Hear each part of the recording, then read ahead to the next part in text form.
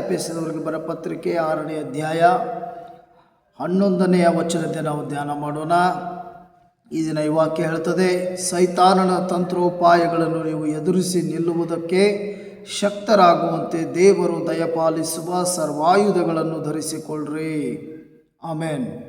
ಹೌದು, ಈಗಿನ ಕಾಲಘಟ್ಟಗಳಲ್ಲಿ ನಾವು ನೋಡ್ತಾ ಇದ್ದೇವೆ, ಮನುಷ್ಯ ಒಳ್ಳೆಯದಕ್ಕಿಂತ ಕೆಟ್ಟದರ ಹಿಂದೆ ಭಾಳ ಓಡ್ತಾ ಇದ್ದಾನೆ. ಆದರೆ ಈ ಕೆಟ್ಟದ್ದು ಎಲ್ಲಿಂದ ಸಂಭವಿಸ್ತದೆ, ಕೆಟ್ಟ ಕಾರ್ಯಗಳನ್ನು ಯಾರು ತೊಗೊಂಡು ಬರ್ತಾರೆ ಎಂಬುದಾಗಿ ನಾವು ತಿಳಿಯದೆ ನಾವು ಈ ಲೋಕದ ಹಿಂದೆ ಓಡ್ತಾ ಇದ್ದೇವೆ. ಅದರ ವಚನ ಮಾತ್ರ ಸ್ಪಷ್ಟಪಡಿಸ್ತದೆ, ಸೈತಾನನ ತಂತ್ರೋಪಾಯಗಳನ್ನು ನೀವು ಎದುರಿಸಿ ನಿಲ್ಲುವುದಕ್ಕೆ. ಹೌದು, ಆತನು ಯಾರನ್ನು ವಿರೋಧಿಸ್ತಾನೆ ಸೈತಾನ? ಆತನ ಹಿಂದೆ ಓಡೋರನ್ನ ಆತನು ಎಂದೂ ವಿರೋಧ ಮಾಡೋದಿಲ್ಲ. ಆದರೆ ಯಾರಿವತ್ತು ಆತನ ವಿರುದ್ಧವಾಗಿ ಪ್ರಾರ್ಥನೆ ಮಾಡ್ತಾರೆ, ಯಾರಿವತ್ತು ನಿಜವಾದ ರಕ್ಷಣೆಯಲ್ಲಿದ್ದೀರಿ, ಯಾರಿವತ್ತು ಪ್ರಾರ್ಥಿಸ್ತಾ ಇದ್ದೀರಿ, ಯಾರಿಗೂ ದೇವಸ್ವಾಮಿ ಮೇಲೆ ನಂಬಿಕೆ ಇಟ್ಟು ಜೀವಿಸ್ತಾ ಇದ್ದೀರಿ, ಆತನೇನು ಮಾಡ್ತಾನೆ ಅಂಥವರ ವಿರುದ್ಧವಾಗಿ ಆತನು ಈ ರೀತಿಯಾದಂಥ ತಂತ್ರೋಪಾಯಗಳನ್ನು ಹಣೆದು ಅವರ ಜೀವಿತದಲ್ಲಿ ಅನೇಕ ಶೋಧನೆಗಳನ್ನು ಸಮಸ್ಯೆಗಳನ್ನು ತರಲಿಕ್ಕೆ ಪ್ರಯತ್ನ ಮಾಡ್ತಾನೆ. ಆತನ ವಿರೋಧ ಮಾಡೋದು ದೇವರನ್ನು ನಂಬಿದ ದೇವ ಜನರನ್ನು. ಹಾಗಾದ ಮೇಲೆ ನಾವು ಅದನ್ನು ನೋಡಿಕೊಂಡು ಸುಮ್ಮನೆ ಕೂತ್ಕೋಬಾರ್ದು. ಶೋಧನೆಗಳು ಬರ್ತಾ ಇದ್ದಾವೆ ಅಂತಂದರೆ ಅದನ್ನು ನಾವು ಸುಮ್ಮನೆ ಅನುಭವಿಸ್ತಾ ಕೂತ್ಕೋಬಾರ್ದು. ಅದರ ವಿರುದ್ಧವಾಗಿ ನಾವು ಪ್ರಾರ್ಥನೆ ಬಲವಾಗಿ ಮಾಡಬೇಕು. ದೇವರ ವಚನವೂ ಕೂಡ ಅದೇ ಹೇಳ್ತದೆ, ನೀವು ಸೈತಾನನ ತಂತ್ರೋಪಾಯಗಳನ್ನು ಮೊದಲು ತಿಳ್ಕೊಳ್ರಿ, ಅದರ ಬಗ್ಗೆ ಅರಿವು ಮೂಡಿಸ್ಕೊಳ್ರಿ, ಅರ್ಥ ಮಾಡ್ಕೊಳ್ರಿ. ಸೈತಾನ ಯಾವ ವಿಧವಾಗಿ ಕಾರ್ಯ ಮಾಡ್ತಾನೆ ಒಂದು ಕುಟುಂಬದ ಜೀವನದಲ್ಲಿ, ನಿಮ್ಮ ಕೆಲಸದ ವಿರುದ್ಧವಾಗಿ, ನಿಮ್ಮ ಪ್ರಯಾಣದ ವಿರುದ್ಧವಾಗಿ, ನೀವು ಮನೆಯಲ್ಲಿರುವಾಗ ಅಥವಾ ಹೊರಗಡೆ ಇರುವಾಗ ಅಥವಾ ಇನ್ಯಾವುದೋ ಒಂದು ವಾತಾವರಣದಲ್ಲಿರುವಾಗ ಸೈತಾನ ಯಾವ ರೀತಿ ಕಾರ್ಯ ಮಾಡ್ತಾನೆ, ಯಾವ ರೀತಿ ನಮ್ಮ ಆತ್ಮಿಕ ಜೀವನದ ವಿರುದ್ಧವಾಗಿ ಅದನ್ನು ಹೋರಾಟ ಮಾಡ್ತಾನೆ ಅನ್ನೋದನ್ನು ಫಸ್ಟು ನಾವು ತಿಳ್ಕೋಬೇಕು. ಜೀವನದಲ್ಲಿ ನಾವು ತಿಳ್ಕೊಂಡ್ರೆ ನಾವು ಆತನ ತಂತ್ರೋಪಾಯಗಳನ್ನು ಎದುರಿಸಲಿಕ್ಕೆ, ಅದನ್ನು ಆತನ ಎಲ್ಲ ಯೋಜನೆಗಳನ್ನು, ಆತನ ತಂತ್ರೋಪಾಯಗಳನ್ನು, ಆತನ ಎಲ್ಲ ಮುಂದಿನ ಯೋಜನೆಗಳನ್ನು ಮುರಿಲಿಕ್ಕೆ, ಆತನ ಶಕ್ತಿಯನ್ನು ಮುರಿಲಿಕ್ಕೆ ದೇವರು ನಮಗೆ ಸಹಾಯ ಮಾಡ್ತಾರೆ. ನಾವು ಆತನ ತಂತ್ರೋಪಾಯಗಳನ್ನು ನಾವು ಅರಿಯದೇ ಹೋದರೆ, ನಾವು ತಿಳ್ಕೊಳ್ಳದೆ ಹೋದರೆ ಆತ ನಮಗೆ ಭಾಳ ಕಷ್ಟಕ್ಕೆ ತಳ್ತಾನೆ. ಕಾರಣ, ಶೋಧನೆಗಳ ವಿರುದ್ಧವಾಗಿ, ಸಮಸ್ಯೆಗಳ ವಿರುದ್ಧವಾಗಿ, ಪ್ರಾಬ್ಲಮ್ಸ್ಗಳ ವಿರುದ್ಧವಾಗಿ ನಾವು ಪ್ರಾರ್ಥನೆಯೇ ಮಾಡಲಿಲ್ಲ ಅಂತಂದರೆ ಅದೆಂದೂ ಕೂಡ ನಮ್ಮನ್ನು ಬಿಟ್ಟು ಹೋಗೋದಿಲ್ಲ, ಅದು ಕಡಿಮೆ ಆಗೋದಿಲ್ಲ. ಆ ಶೋಧನೆಗಳಿಂದ ನಾವು ಮುಕ್ತಿ ಹೊಂದ್ಕೊಳ್ಳಿಕ್ಕೆ ಆಗೋದಿಲ್ಲ.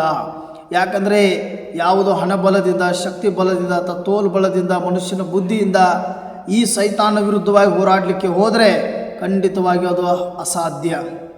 ಆದರೆ ಇದ್ಯಾವುದು ಮಾಡದೆ ನಿಮಗೆ ಎಲ್ಲಿ ದೇವರು ಸ್ಥಳ ಕೊಟ್ಟಿದ್ದಾರೆ ಆ ಸ್ಥಳದಲ್ಲಿ ಒಂದು ಸ್ವಲ್ಪ ಸಮಯ ಮೊಣಕಾಲೂರಿ ಸೈತಾನ ವಿರುದ್ಧವಾಗಿ ನೀವು ಬಲವಾಗಿ ಹೃದಯದಿಂದ ಪ್ರಾರ್ಥಿಸಿದರೆ ಖಂಡಿತವಾಗಿ ದೇವರು ನಿಮ್ಮ ಪ್ರಾರ್ಥನೆ ಕೇಳಿ ನೀವು ಅನುಭವಿಸ್ತಾ ಇರುವಂಥ ಎಲ್ಲ ಶೋಧನೆಗಳಿಂದ, ಸಮಸ್ಯೆಗಳಿಂದ ದೇವರು ಆ ಕ್ಷಣವೇ ನಿಮಗೆ ಬಿಡುಗಡೆ ಕೊಟ್ಟು ನಿಮ್ಮನ್ನು ಆಶೀರ್ವಾದದಲ್ಲಿ ನಡೆಸ್ತಾರೆ.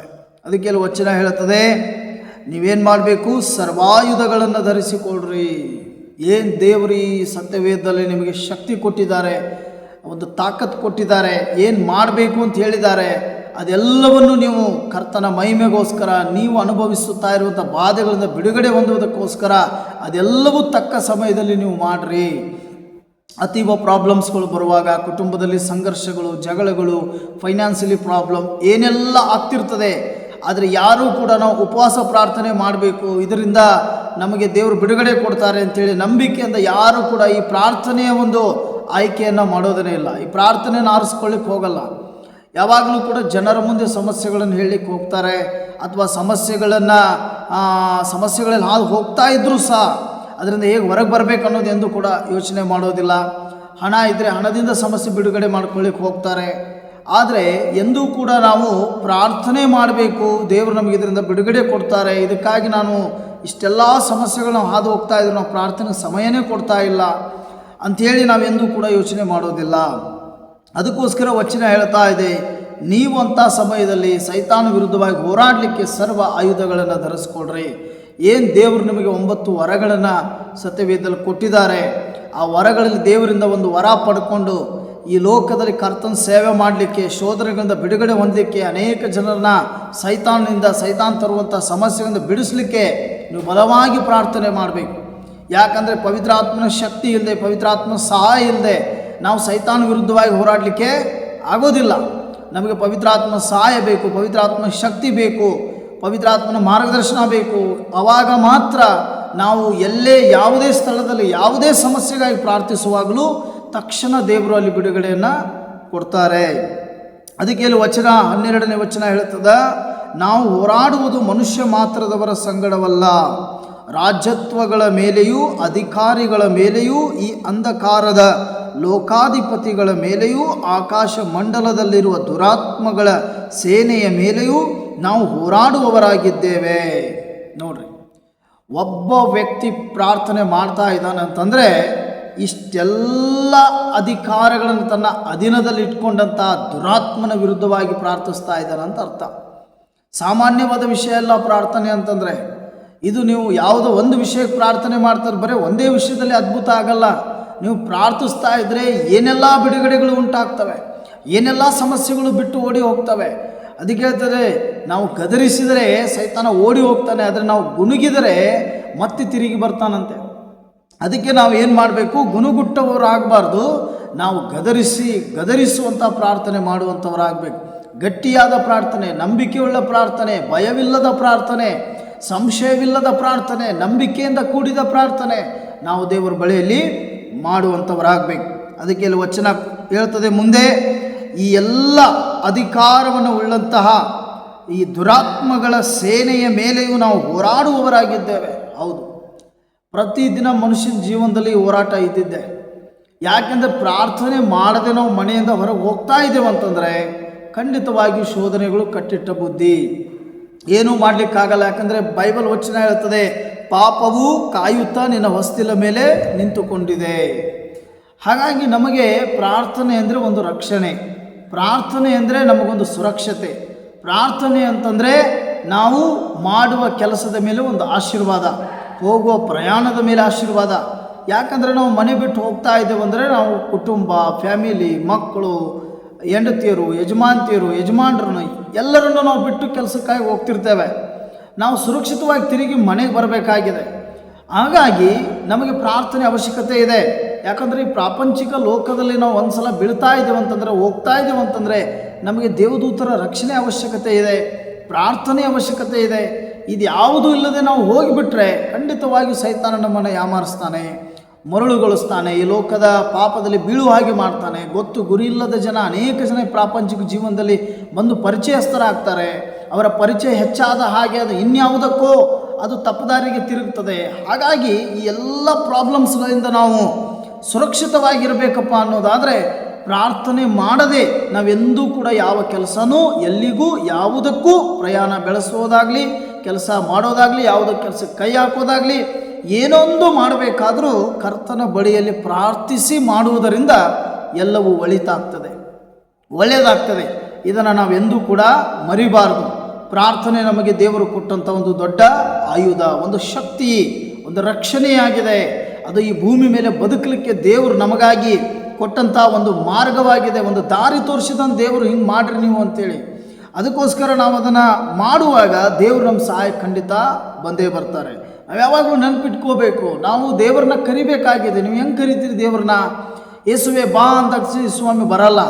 ಆದರೆ ಯೇಸುಸ್ವಾಮಿನ ನಾವು ಸಹಾಯಕ್ಕೆ ಕರೆಯುವಾಗ ಸ್ವರ್ಗದ ದೂತರ ನಾವು ಸಹಾಯಕ್ಕೆ ಕರಿಬೇಕಾದ್ರೆ ಅದರದೇ ಆದಂಥ ಒಂದು ರೂಟ್ ಇದೆ, ಅದರದೇ ಆದಂಥ ಒಂದು ಮಾರ್ಗದರ್ಶನ ಇದೆ.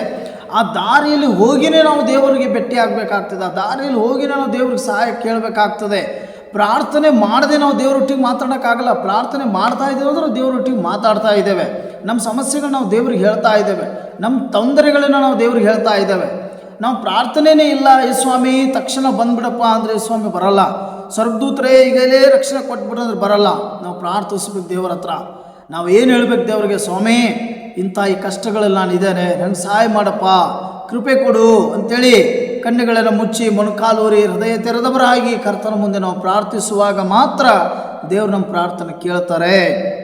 ಅದಕ್ಕೆ ಇಲ್ಲಿ ವಚನ ಹೇಳ್ತಾ ಇದೆ ಕೊನೆಗೆ ನಾವು ನೋಡಬೇಕು. ಆದುದರಿಂದ 13ನೇ ವಚನ, ಕಠಿಣ ಯುದ್ಧವು ನಡೆಯುವ ದಿವಸದಲ್ಲಿ ಆ ವೈರಿಗಳನ್ನು ಎದುರಿಸುವುದಕ್ಕೂ ಮಾಡಬೇಕಾದದ್ದೆಲ್ಲವನ್ನು ಮಾಡಿ ಜಯಶಾಲಿಗಳಾಗಿ ನಿಲ್ಲುವುದಕ್ಕೂ ಶಕ್ತರಾಗುವಂತೆ ದೇವರು ದಯಪಾಲಿಸುವ ಸರ್ವಾಯುಧಗಳನ್ನು ತೆಗೆದುಕೊಳ್ಳ್ರಿ. ಆಮೇನ್.